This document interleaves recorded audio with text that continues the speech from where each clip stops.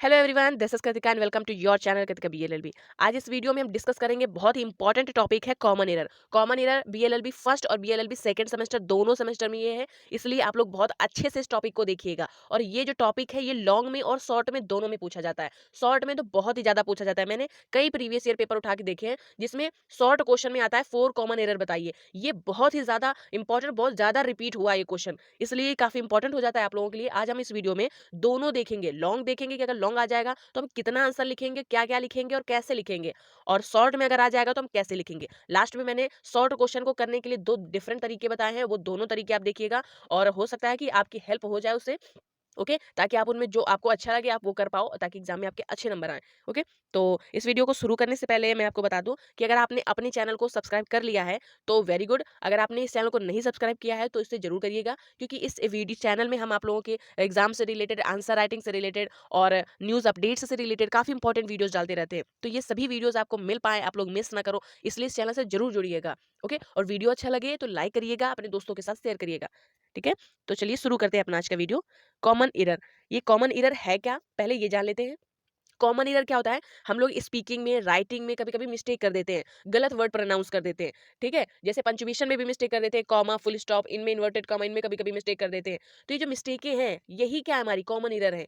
Okay, जैसे कि हम सभी जानते हैं कि सिंगुलर सब्जेक्ट के साथ सिंगुलर हेल्पिंग वर्ब और प्लूरल सब्जेक्ट के साथ प्लूरल हेल्पिंग वर्ब लगता है, लेकिन कभी कभी क्या होता है, सिंगुलर सब्जेक्ट के साथ प्लूरल हेल्पिंग वर्ब लगा देते हैं, मिस्टेक कर देते हैं ये। ठीक है, ये जो मिस्टेक है यही हमारी है कॉमन एरर, और इसको हम अब देखेंगे। हमें आता तो है, सबको पता है, लेकिन ये अगर एग्जाम में आ जाएगा तो हम थ्योरेटिकल इसमें इसको कैसे लिखेंगे, ये चीज हमें नहीं आती है। हम इन सब चीजों को आज देखेंगे। ओके, तो शुरू करते हैं। इसमें हम डेफिनेशन लिखेंगे पहले। An error is something you have done which is considered to be incorrect और रॉन्ग और which should not have been done. Okay, यानी जो हम मिस्टेकें करते हैं कभी कभी सेंटेंसेस में, हमें ऐसी मिस्टेकें नहीं करनी चाहिए लेकिन हम करते हैं। ठीक है, स्पेलिंग मिस्टेक करते हैं, पंचुएशन मिस्टेक करते हैं, और यही क्या हमारी एरर है। Okay, writing and speaking in English as a non-native speaker has its own set of problems. Grammatical error come in many form and can easily confuse and obscure meaning. Some common errors are with preposition, tense, punctuation, spelling and others part of speech. Okay, इन सब इतने तरीकों से common errors हो जाती हैं। ठीक है, जैसे कि प्रोपोजिशन, कभी कभी प्रेपोजिशन में मिस्टेक कर देते हैं, इन, ऑन, एट, इनमें मिस्टेक कर देते हैं, कभी कभी टेंस में मिस्टेक करते हैं, punctuation, spelling and part of speech जितने भी, इनमें से मिस्टेक कर देते हैं, और यही क्या हमारी कॉमन एरर है। ओके, अब ये जो हमने डेफिनेशन दी हुई है आप इनको राइट कर लीजिएगा और लर्न कर लीजिएगा। ओके, अब देखते हैं स्पेलिंग मिस्टेक। इसमें क्या लिखेंगे हम? Students often use incorrect homophones. Homophones क्या होता है? Word with the same punctuation but different in meaning, such as your and you are. ये इसको भी योर बोलेंगे और इसको भी योर बोलेंगे। Okay, your, you, Y O U R जो होता है योर, ये होता है आपका यू का पॉजिटिव प्रोनाउन होता है। Okay, and you, Y O U और कॉमा आर ई, ये जो होता है ये होता है यू आर, इसका मीनिंग ये होता है। होमोफोन्स क्या होता है? जिसमें स्पेलिंग डिफरेंट होती है, ठीक है, और इसका प्रोनाउंसिएशन सेम होता है, मीनिंग भी डिफरेंट होता है। ठीक है, होमोफोन्स होता है। In a sentence automated spell check may not help because misused word are spelled correctly. अब इसका एग्जांपल हम देख लेते हैं। रॉन्ग एक हमारा सेंटेंस ऊपर लिखा है, ही वॉज राइट, WRITE, इसका मीनिंग होता है लिखना, तो ये तो गलत है सेंटेंस। अब दूसरा राइट सेंटेंस क्या है? करेक्ट, ही वॉज राइट, ये आपका करेक्ट सेंटेंस है। ठीक है, इस तरह से होमोफोन्स में हम कभी कभी मिस्टेक कर देते हैं। जैसे अभी Y O U R your देखा था, कभी कभी उसकी जगह पे वो वाला योर यूज कर देते हैं, यू आर वाला योर यूज कर देते हैं। ठीक है, तो यही मिस्टेक करते हैं, यही हमारे कॉमन एरर्स हैं। अब सब्जेक्ट वर्ब एग्रीमेंट में देखते हैं। This is the most common mistake ever. Remember, you must use a singular verb with the singular subject and a plural verb is used with a plural subject. हम सभी जानते हैं कि singular helping verb singular subject के साथ लगाई जाती है, plural helping verb plural subject के साथ लगाई जाती है, लेकिन इसमें मिस्टेक कर देते हैं। जैसे कि Ram go to school every day, ये जो सेंटेंस है यहाँ पे go के साथ ES नहीं लगाया, जबकि प्रेजेंट इंडेफिनिट का सेंटेंस है अगर, तो इसमें ES लगना चाहिए। ओके, अगर सिंगुलर सब्जेक्ट है और राम एक सिंगुलर सब्जेक्ट है, इसीलिए करेक्ट इसका क्या होगा? Ram goes to school every day. Okay, next sentence है आपका सेंटेंस फ्रेगमेंट्स। ये क्या है? Sentence fragments is a phrase is a phrase or clause written as a sentence but lacking an element as subject or verb that would enable enable it to function as an independent sentence in normative writing written English. इसका example क्या है? When we got into the room, we opened the window. इसका correct form क्या होगा? When we got into the room, we opened the windows. यहाँ पे window की जगह पे लगेगा विंडोज. ओके, अब जो नेक्स्ट है हमारा, यस, अब नेक्स्ट है हमारा for miss using the apostrophe S. ठीक है, with miss using the apostrophe with it's. अब इट्स जो होता है ITS, इसके साथ मिस यूज करते हैं अपोस्ट्रोफे का. कैसे? We use an apostrophe with it's. Okay, IT और कॉमा, वो जो अपोस्ट्रोफे एस वाला होता है, ठीक है, ये क्या करते हैं? यूज करते हैं only when the word meaning it is और इट इज. जब कॉमा लगाते हैं IT कॉमा एस जो लगाते हैं, उसका मीनिंग होता है इट इज या it has. Without the apostrophe its meaning belonging to it. अगर ITS ये लिखा है तो ये हो जाता है इसका पॉजिटिव प्रोनाउन. अगर IT और अपोस्ट्रोफे एस लिखा है तो इसका मीनिंग हो जाता है इट इज या इट हैज. ओके, अब इसका एग्जांपल हम देखते हैं. फर्स्ट हमारा जो एग्जांपल है ये इनकरेक्ट है. I don't believe it's finally Friday. अब इसका मीनिंग क्या होगा? इसका करेक्ट होगा आई डोंट बिलीव इट्स. वो जो इट इज था उसको पोस्ट ऑफ एस कर दिया. अब इसका मीनिंग हो गया इट इज फाइनली फ्राइडे. अब नेक्स्ट जो हमारा सेंटेंस है, the cat was licking its tail.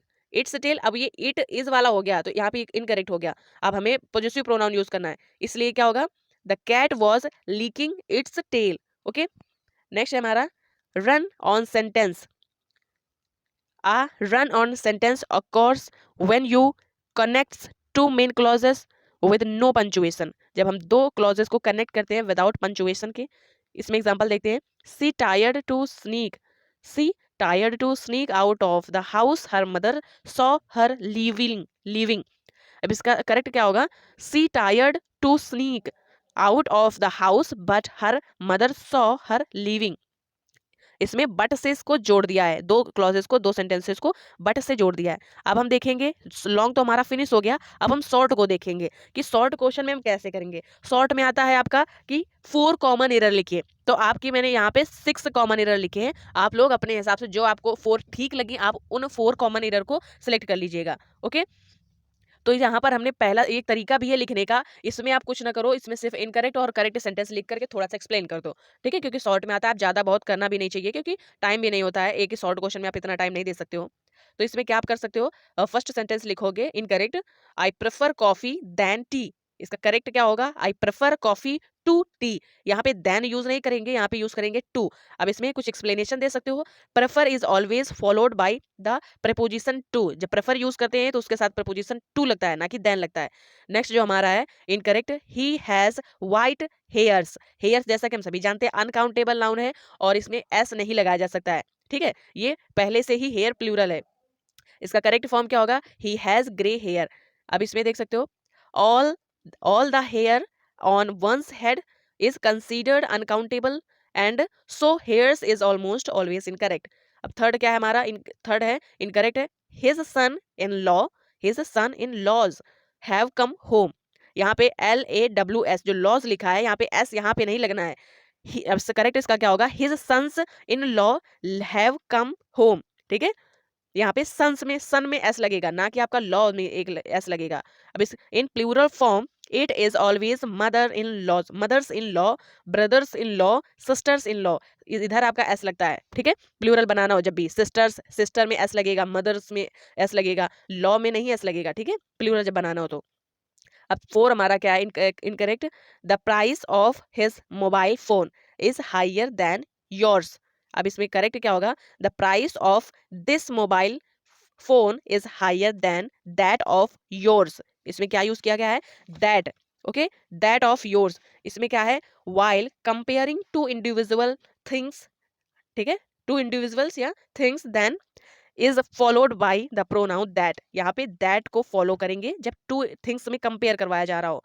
Okay, अब यहाँ पे करेक्ट जो हमारा इनकरेक्ट है next sentence, I came to office by walk. ये सेंटेंस है। करेक्ट इसका क्या होगा, I came to office on foot. ठीक है, आपका ऊपर वाला सेंटेंस इनकरेक्ट है। क्यों करेक्ट है, incorrect? We can say by car, by bus and by train, however we cannot नॉट by walk as it is the foot फूड which is being used in travel and not walk। हम by car, by bus, जब हम इन चीज़ों का इस्तेमाल करते हैं तब हम बाई का यूज़ करते हैं। जब आप अपने पैरों पे चल के आ रहे हैं तो वहाँ पे नहीं बताएंगे, ठीक है, वहाँ पे बाई यूज़ नहीं करेंगे, ऑन फूट बोलेंगे, पैरों पर चल के आ रहे हैं। ठीक है, अब 6 हमारा क्या होगा, incorrect. He did not wrote the letter last week. ठीक है, ही नहीं, sorry, he did not wrote the test last week, ये आपका सेंटेंस है। अब इसका करेक्ट क्या होगा, he did not write the test last week. यहाँ पे क्या मिस्टेक की गई है, रोट जो लिखा गया, जैसा कि हम सभी जानते हैं कि पास्ट इंडेफिनिट में जब सिंपल सेंटेंस हो तो वहां पर सेकंड फॉर्म लिखते हैं वर्ब की, लेकिन जब वहां पे नेगेटिव हो या हेल्पिंग वर्ब लगी हो, डिड नॉट, तो वहां पर फर्स्ट फॉर्म लिखते हैं, लेकिन यहाँ पे सेकंड फॉर्म लिखी थी राइट की, तो इसलिए ये मिस्टेक है। इसमें आप एक्सप्लेनेशन भी दे सकते हो, helping verb did is followed by the present tense of verb and not the past tense form. Okay, जब डिड लगा हो तो आपका सिंपल फर्स्ट फॉर्म लिखना है और आपका सेकंड फॉर्म नहीं लिखना है वहां पे। ओके, अब हम दूसरा तरीका, लास्ट जो तरीका है हमारा, कैसे लिखेंगे, एक ये भी तरीका होता है 4 कॉमन एरर लिखने का। ये मैंने ये दिखाया इसमें कि आप एग्जाम की तरह ही मैंने लिखा है इसमें, एग्जाम में आप कैसे लिखोगे। ठीक है, ये एग्जाम की कॉपी है, समझ लीजिए आप। ये आपको एग्जाम में ऐसे लिखना है कुछ इस प्रकार से, ब्लेंडर वर्सेस मिस्टेक, ये 2 वर्ड है। ठीक है, ब्लेंडर मीन्स होता है बड़ी मिस्टेक, गलती, और मिस्टेक मीन्स होता है गलती। ठीक है, अब इसमें एक सेंटेंस लिख दोगे, you have made a blender mistake, एक सेंटेंस है। अब इसमें एक्सप्लेनेशन क्या दोगे, this is wrong, the sentence actually means you have made a mistake. ये जो ब्लेंडर मिस्टेक दोनों वर्ड हमने यूज किया है, तो ब्लेंडर का भी मतलब मिस्टेक होता है और मिस्टेक का भी मतलब मिस्टेक होता है, तो इसका मतलब हो गया तुमने मिस्टेक की है। ठीक है, ये तो गलत हो गया ना।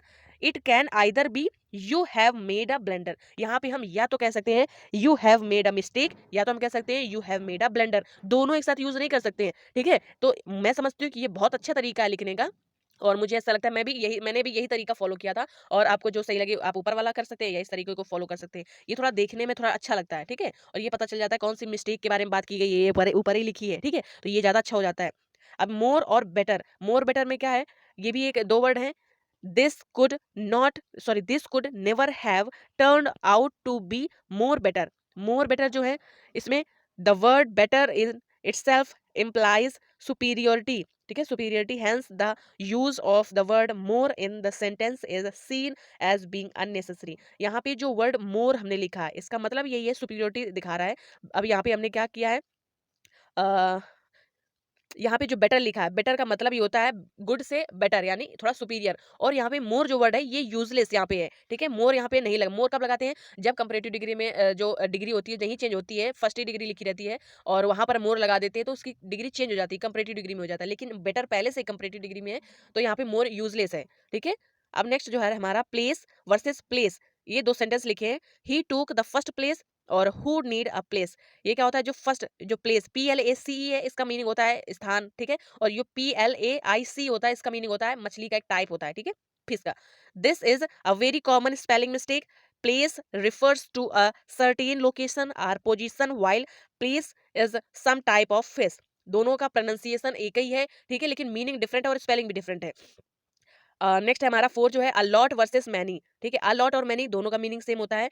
He has lot many books, lot many can not used in this sentence, it is wrong, either it used many और लॉट। अलॉट, अलॉट और मैनी दोनों का मीनिंग एक ही होता है, लेकिन मिस्टेक क्या करते हैं लोग, दोनों का एक साथ यूज करते हैं, जो कि इनकरेक्ट है। ओके, वीडियो कैसा लगा और इसमें आपको लास्ट वाला तरीका अच्छा लगा या इसके ऊपर वाला तरीका अच्छा लगा, कौन सा अच्छा लगा ये जरूर कमेंट में बताइएगा। ओके, और वीडियो अच्छा लगे तो लाइक करिएगा, अपने दोस्तों के साथ शेयर करिएगा। आज इस वीडियो में बस इतना ही, फिर मिलते हैं नेक्स्ट वीडियो में। Till then bye bye, take care.